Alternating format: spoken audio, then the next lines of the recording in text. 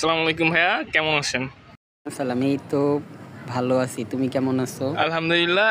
So guys, আমরা এখন Tripoli ডিপার্টমেন্টের সিনিয়র ভাইয়ার সাথে কথা বলছি, তানভীর সিয়াম ভাইয়া। তো ভাইয়া, আপনি ট্রিপলি ডিপার্টমেন্টে পড়ছেন। তো ট্রিপলি ডিপার্টমেন্টে সোফার মার্কেটের কি অবস্থা, জব মার্কেট? সব মিলায় যদি বলতে চাই, যদি আমাদের দেশের কথা বলি, আমাদের দেশে আসলে ট্রিপলির জব দুই ধরনের, একটা সরকারি আর বেসরকারি।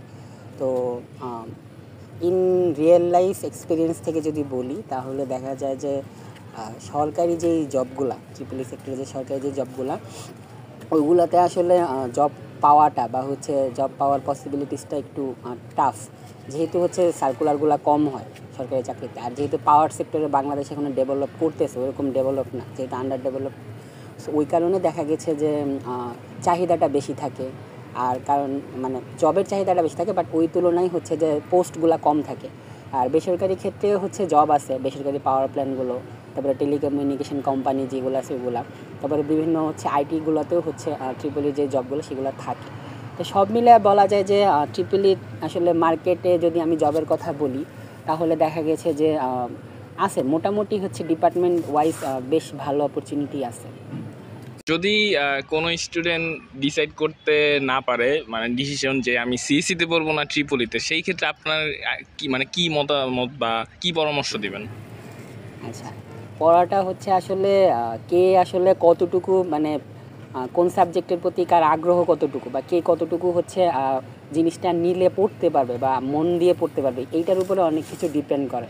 তারপরে আসলে ডিসিশন নেওয়া উচিত। আর ইঞ্জিনিয়ারিং পড়াশোনাগুলো অনেকটা এরকম থাকে যে আমি ভাবলাম যে আমি সিএসসি পড়বো বা আমি ট্রিপলি পড়বো, এইটা ভেবে যদি আমি চলে আসি মানে আমার চিন্তাভাবনা থেকে, কিন্তু আমার যদি প্যাশন না থাকে, তাহলে ওই ক্ষেত্রে আসলে কোনো ইঞ্জিনিয়ারিংই আসলে পড়া যায় না।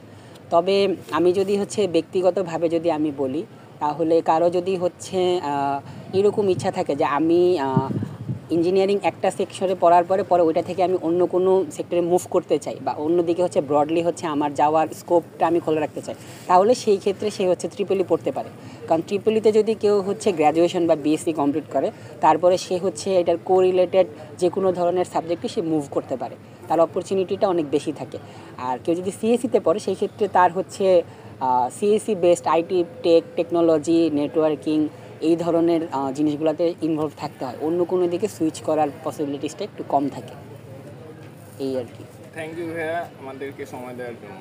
ওয়েলকাম, আবার দেখা হবে ইনশাআল্লাহ। আল্লাহ হাফেজ। قلب بذكر الله زين حياة بحكمه تجد حياة طيبة أحمده وبلغ حمد أشمله وأنماه أعبده وأذكره